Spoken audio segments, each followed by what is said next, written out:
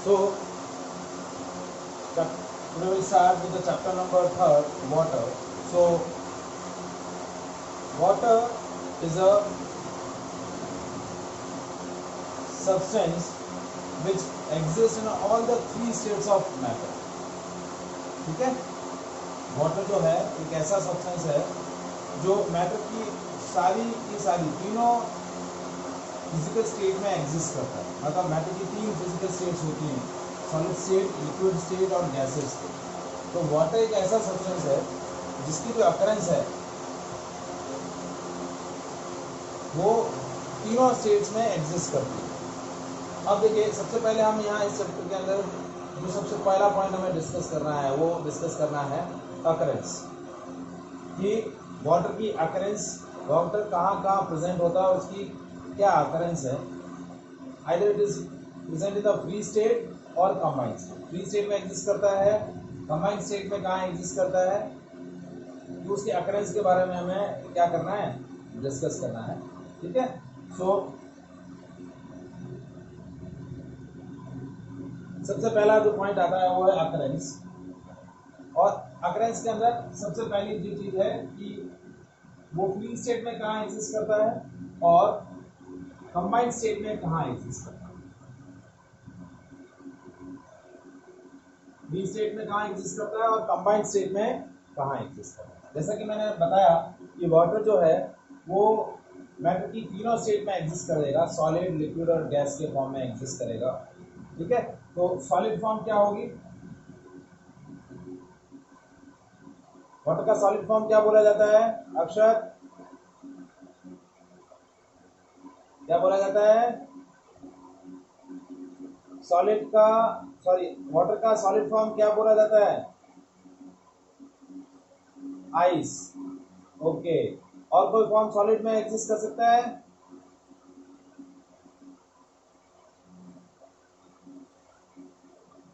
और कोई फॉर्म, हाँ और कोई फॉर्म एग्जिस्ट कर सकता है,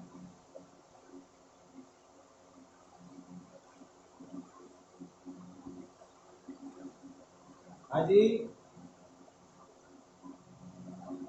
बस एक यही है, हाँ भाई, स्नो और फ्रॉस्ट। ठीक है, तो आपका सॉलिड स्टेट में जो वाटर है फ्री स्टेट में और सॉलिड फॉर्म में किस किस फॉर्म में एग्जिस्ट कर सकता है, ice, snow, Frost.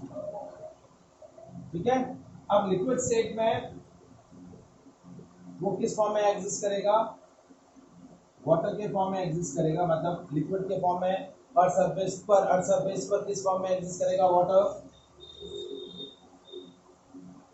Liquid state में जैसे अर्थ सरफेस पर जो रिवर का वाटर है या लेक का वाटर है, लिक्विड स्टेट है। बिलो द अर्थ सरफेस वो किस फॉर्म में एग्जिस्ट करेगा, लिक्विड स्टेट में वाटर के फॉर्म में एग्जिस्ट करेगा।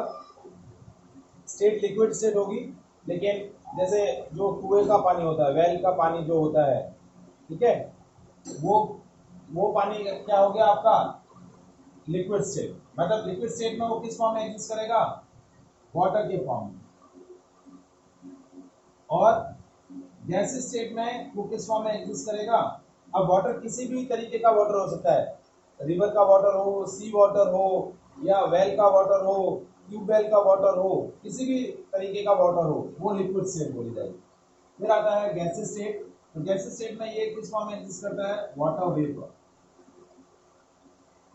देखिए एटमॉस्फेयर में भी वाटर वेपर की कुछ ट्रेसेस अवेलेबल होती है। एटमॉस्फेयर में देखिए मैक्सिमम नाइट्रोजन और ऑक्सीजन गैस होता है, लेकिन CO2, हीलियम, नियॉन और कुछ वाटर वेपर भी अवेलेबल होती है। तो वाटर वेपर के फॉर्म में ये एग्जिस्ट करता है, that is a gases state of water. तो ice, water and water vapour, these are the three main states of water. जैसा कि मैंने बोला कि वाटर जो है वो तीनों स्टेट में एग्जिस्ट करता है। तो उसकी सॉलिड स्टेट हो जाएगी आइस, लिक्विड स्टेट हो जाएगी वाटर, और गैसेस स्टेट हो जाएगी वाटर वेपर। अब कंबाइंड स्टेट में वाटर कहाँ अवेलेबल होता है, देखिए प्लांट और एनिमल और ह्यूमन बींग्स सबकी बॉडी का जो मेन कंपोनेंट होता है वो है वाटर। हमारी बॉडी का 70% पोर्शन जो है वो क्या है, water. So 70% portion of human body water है, ठीक है। अर्थ सरफेस का 75% पोर्शन जो है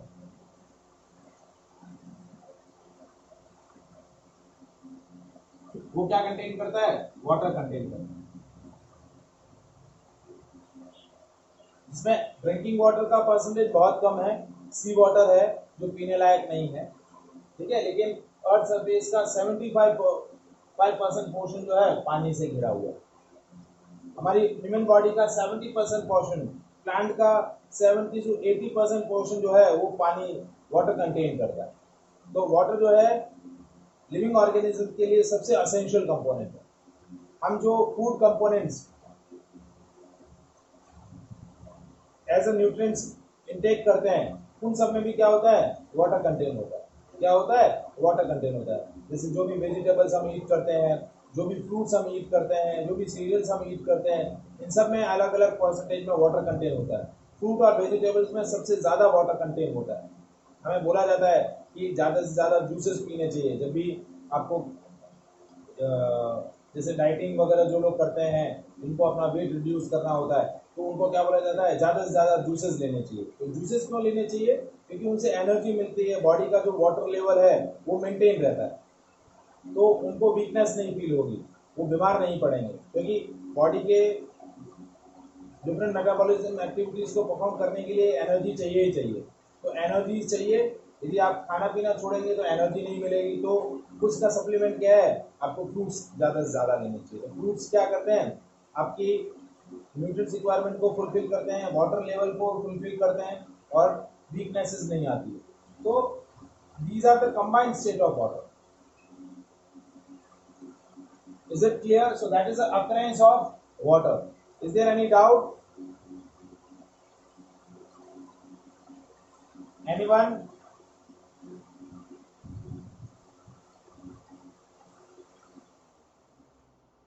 Akshat, Priyank, is there any doubt?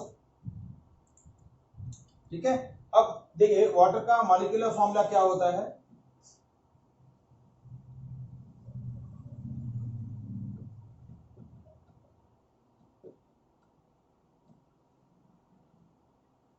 That is H2O। तो वाटर आपका एक तरीके से क्या है, कंपाउंड है।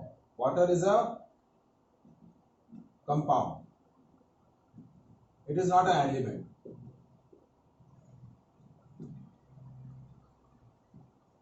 क्योंकि देखिए एलिमेंट कंसिस्ट ऑफ एटम, जबकि वाटर जो है इट कंसिस्ट मॉलिक्यूल।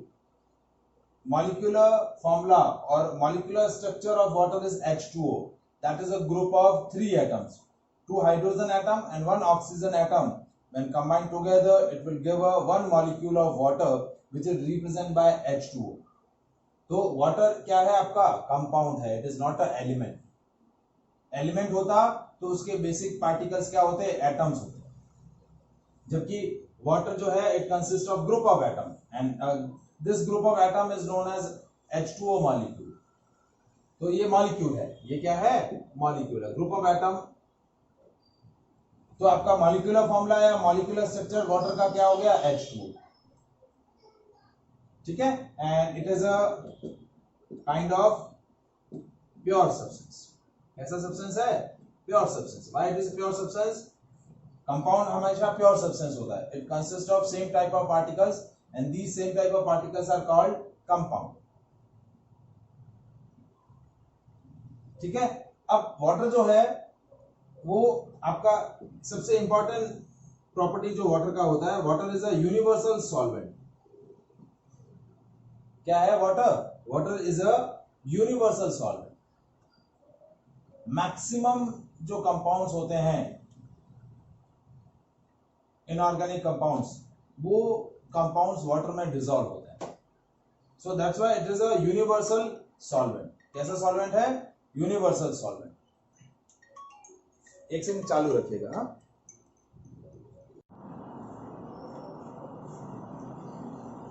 ठीक है, देखिए एक्चुअली आवाज साउंड आपको सुनना है बोर्ड पे, मैं ज्यादा कुछ लिख नहीं रहा हूँ क्योंकि केमिस्ट्री का पोर्शन है। तो देखिए मैं क्या बता रहा था कि वाटर इज अ कंपाउंड, क्या है, water is a compound, it is not an element, ठीक है। अब कंपाउंड है तो कंपाउंड के लिए बेसिक प्रॉपर्टीज क्या होती है कि compound is form by chemical combination of 2 और more elements when they are mixed in a fixed proportion. जब वो फिक्स प्रोपोर्शन में मिक्स होते हैं तो क्या बनता है, आपका वाटर बनता है। तो वाटर का फॉर्मेशन कैसे हो रहा है, when hydrogen and oxygen are chemically combined they will give water. So when their constituent elements are chemically mixed then they will give a compound. तो कंस्टिट्यूएंट एलिमेंट्स कौन से हैं, हाइड्रोजन और ऑक्सीजन जब कंबाइन होंगे तो क्या मिलेगा आपको, वाटर मिलेगा। और इस वाटर की जो केमिकल प्रॉपर्टीज होगी वो उसके अपने कंस्टिट्यूएंट एलिमेंट से टोटली क्या होगी, डिफरेंट होगी। क्या होगी, टोटली डिफरेंट रहेगी।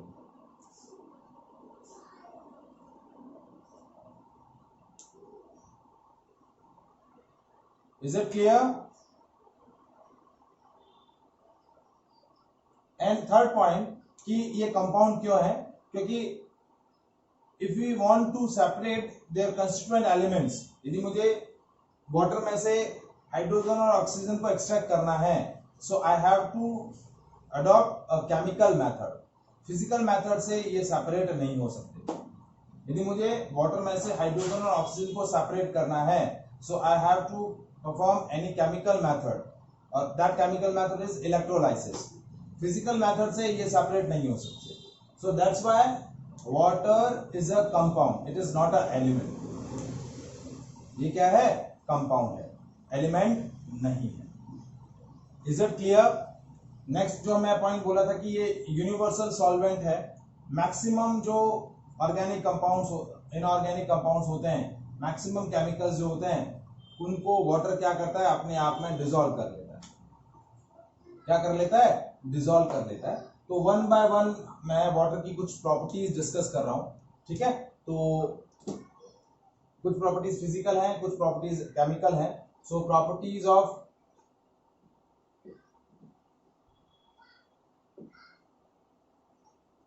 हाँ अभी आ रही है बेटा, आवाज आ रहा है अभी जी। देखिए अब मैं डिस्कस कर रहा हूं प्रॉपर्टीज ऑफ वाटर। सबसे पहला है नेचर। तो इसकी फिजिकल स्टेट क्या है, ये मैटर की तीनों स्टेट में एग्जिस्ट करता है, सॉलिड, लिक्विड और गैसेस स्टेट में एग्जिस्ट करता है। लेकिन इसकी फिजिकल स्टेट जो होगी, वाटर की फिजिकल स्टेट क्या होगी, लिक्विड। क्या होती है, लिक्विड। क्या होती है, लिक्विड स्टेट में एग्जिस्ट करता है, ठीक है। लिक्विड स्टेट में एग्जिस्ट कर रहा है तो इंटरमॉलिक्यूलर अट्रैक्शंस जो होंगे वो सॉलिड के कंपैरिजन में वीक होंगे, इंटरमॉलिक्यूलर स्पेस भी ज्यादा होगा, and they have a tendency to compress, ठीक है। They can easily flow from one place to another place, fluid बोले जाते हैं, कंप्रेसिबल है, इजीली आप कंप्रेस कर सकते हो वाटर को। तो ये कुछ बेसिक नेचर हो गया। फिर आता है बॉइलिंग पॉइंट। तो वाटर का बॉइलिंग पॉइंट होता है 100 डिग्री सेंटीग्रेड और 373 केल्विन। जिस टेम्परेचर पर लिक्विड क्या होगा, लिक्विड से वेपर स्टेट में कन्वर्ट होगा, तो वो टेम्परेचर क्या बोला जाता है, बॉइलिंग पॉइंट, ठीक है। तो लिक्विड वाटर का जो बॉइलिंग पॉइंट है वो क्या है, 100 डिग्री सेंटीग्रेड। फिर आता है फ्रीजिंग पॉइंट। तो वाटर का फ्रीजिंग पॉइंट जो है क्या है, 0 डिग्री सेंटीग्रेड और 273 केल्विन। मतलब जिस टेम्परेचर पर वो क्या होता है, फ्रीज हो जाता है, यानी लिक्विड से सॉलिड स्टेट में कन्वर्ट हो जाता है, वो टेम्परेचर क्या बोला जाता है, फ्रीजिंग पॉइंट। फिर नेक्स्ट आता है डेंसिटी। डेंसिटी ऑफ वाटर होती है 1 ग्राम पर centimetre cube, that is at 4 degree centigrade. 4 degree centigrade पर वाटर का डेंसिटी मैक्सिमम होता है, ये हम ऑलरेडी डिस्कस कर चुके हैं। फिजिक्स के अंदर हीट वाला जो टेम्परेचर डिस्कस किया था उसमें हमने पढ़ा था एनॉमलस बिहेवियर ऑफ वाटर। तो उसके अंदर हमने पढ़ा था कि वाटर की डेंसिटी जो होती है 4 डिग्री सेंटीग्रेड पर मैक्सिमम हो। 4 डिग्री सेंटीग्रेड पर मैक्सिमम होती है, क्योंकि 0 से 4 डिग्री पर आप जब टेम्परेचर बढ़ाते हैं तो उसके मॉलिक्यूल के अंदर जो केज लाइक स्ट्रक्चर होते हैं वो ब्रेक डाउन होते हैं, वॉल्यूम डिक्रीज होता है, और वॉल्यूम डिक्रीज होने की वजह से डेंसिटी बढ़ती है। तो पहले 0 to 4 में डेंसिटी बढ़ेगी, 4 पर मैक्सिमम हो जाएगी। After that if you increase the temperature of water it will increases its volume, और वॉल्यूम बढ़ेगा तो डेंसिटी कम हो जाएगी। तो डेंसिटी वाटर का क्या होता है, 4 डिग्री पर मैक्सिमम होता है। मतलब ये एनॉमलस बिहेवियर है, मतलब 0 से 4 डिग्री तक यदि आप टेम्परेचर बढ़ाओगे तो क्या होगा, वॉल्यूम कम होगा, डेंसिटी बढ़ेगी। 4 के बाद क्या होगा, टेम्परेचर बढ़ेगा तो वॉल्यूम बढ़ेगा, डेंसिटी कम होती जाएगी।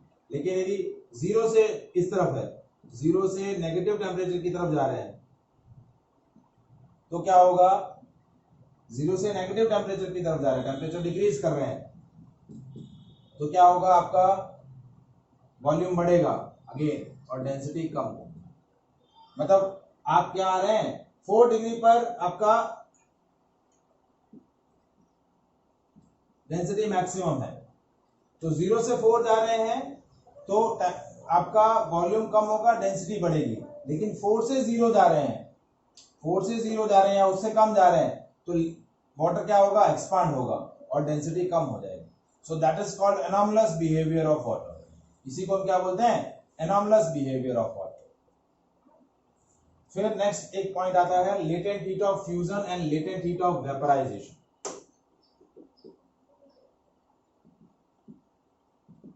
अब देखिए ये पॉइंट हम क्यों डिफाइन कर रहे हैं, क्योंकि वाटर जो है वो सॉलिड, लिक्विड और गैस तीनों स्टेट में एग्जिस्ट करता है।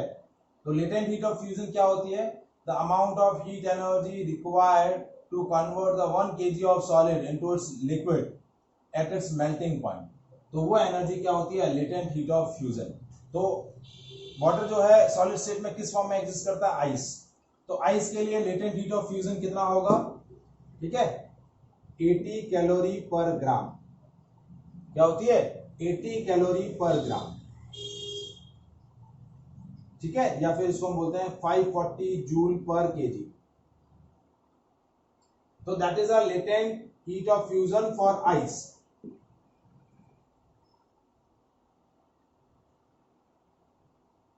नहीं सर, 540 जूल पर केजी गलत है, 540 वो लेटेंट हीट ऑफ वेपराइजेशन होता है, 80 इंटू 4.2 336 जूल पर केजी। कितना होता है, 336 जूल पर केजी। फिर नेक्स्ट आता है लेटेंट हीट ऑफ वेपराइजेशन, क्योंकि वेपर में भी इसकी फिजिकल स्टेट है। सो लेटेंट हीट ऑफ वेपराइजेशन क्या होता है, the amount of heat energy required to convert a 1 kg of liquid into its vapor at its boiling point is called latent heat of vaporization. तो water का जो latent heat of vaporization होगा वो क्या होगा, 540 कैलोरी पर ग्राम या फिर 2236 जूल पर केजी। ये है आपका latent heat of vaporisation for water.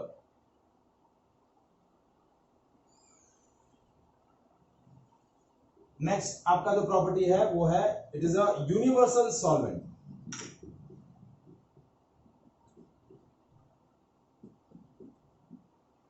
Why the water is a universal solvent, क्योंकि वाटर का जो डाइलेक्ट्रिक कांस्टेंट होता है, वाटर के लिए एक पैरामीटर डिसाइड किया जाता है, कोई भी पर्टिकुलर सॉल्वेंट होगा उसके लिए एक पैरामीटर डिसाइड किया जाता है, डाइलेक्ट्रिक सॉल्वेंट। तो इसका डाइलेक्ट्रिक सॉल्वेंट जो डाइलेक्ट्रिक कांस्टेंट होता है वो वैल्यू क्या होती है, हाई रहती है। डाइलेक्ट्रिक कांस्टेंट की वैल्यू हाई रहती है।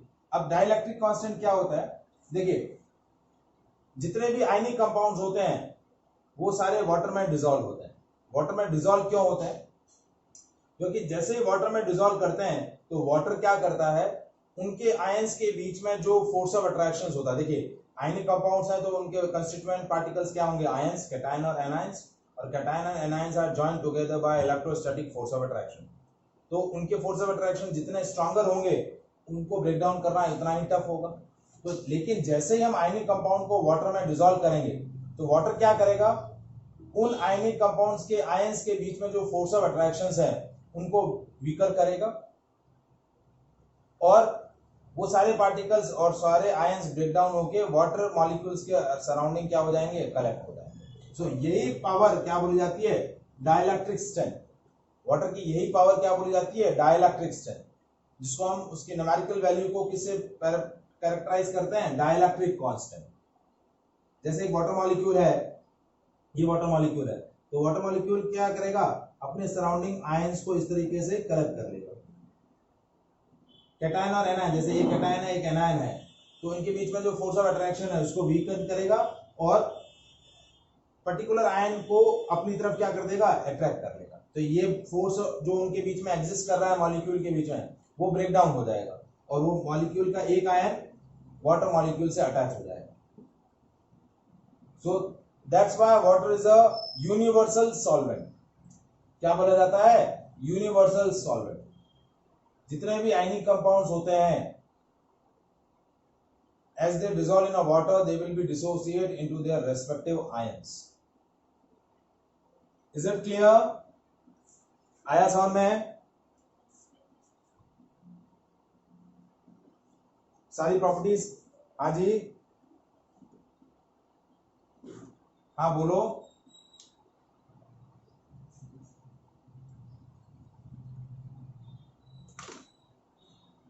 देखो क्या होता है, आयनिक कंपाउंड जो होते हैं उनके अंदर क्या होते हैं, कैटायन और एनायन एक दूसरे से बाइंड रहते हैं। तो वो जितने स्ट्रांगली बाइंड होंगे वो वाटर में डिसॉल्व नहीं हो पाएंगे। तो वाटर का जो H2O मॉलिक्यूल है उसकी डाइलेक्ट्रिक पावर जो होती है इतनी ज्यादा होती है कि वो एग्जिस्टिंग आयन के बीच में जो फोर्स ऑफ अट्रैक्शन लग रहा है उसको वीक कर देगा। ये जो पॉजिटिव आयन और नेगेटिव आयन है ना, उसमें से किसी एक आयन को अपनी तरफ खींच लेगा। तो खींचेगा तो क्या होगा, ये बॉन्ड ब्रेक हो जाएगा। जैसे ये बॉन्ड ब्रेक होगा मतलब आयंस के बीच का जो existing electrostatic force of attraction है वो ब्रेक डाउन हो जाएगा। जैसे ब्रेक डाउन हो जाएंगे तो वो अपने रेस्पेक्टिव आयंस में डिसोसिएट हो जाएंगे। जैसे ही वो अपने रेस्पेक्टिव आयन में डिसोसिएट हो जाएंगे they will be dissolve in the water. Dissolution किस लिए ज्यादा हो रहा है, क्यों वाटर डाइलेक्ट्रिक कांस्टेंट, वाटर क्यों यूनिवर्सल सॉल्वेंट है, क्यों अपने अंदर बाकी सारे कंपाउंड को उनके रेस्पेक्टिव आयंस में डिसोसिएट कर देता है, ये रीजन है। जितने भी इनऑर्गेनिक कंपाउंड्स होते हैं, ऑर्गेनिक आयनिक सॉल्ट होते हैं, वो सारे के सारे वाटर में सॉल्युबल होते हैं। आया समझ में logic? So these are the some important properties of water. Is it clear? अब देखिए वाटर के बारे में जो दूसरी प्रॉपर्टीज है, वाटर के टाइप्स हैं, ठीक है, वो हम नेक्स्ट सेशन के अंदर कल डिस्कस करेंगे क्योंकि आज क्लास अब ओवर हो रहा है। ठीक है, तो कल इसको आगे फर्दर प्रोसीड करेंगे। कल फिजिक्स का भी क्लास रखेंगे, केमिस्ट्री का भी रखेंगे। ठीक है, हाँ मेरी कल 2 क्लास होंगी, 2 क्लास होगी, 2। ठीक है,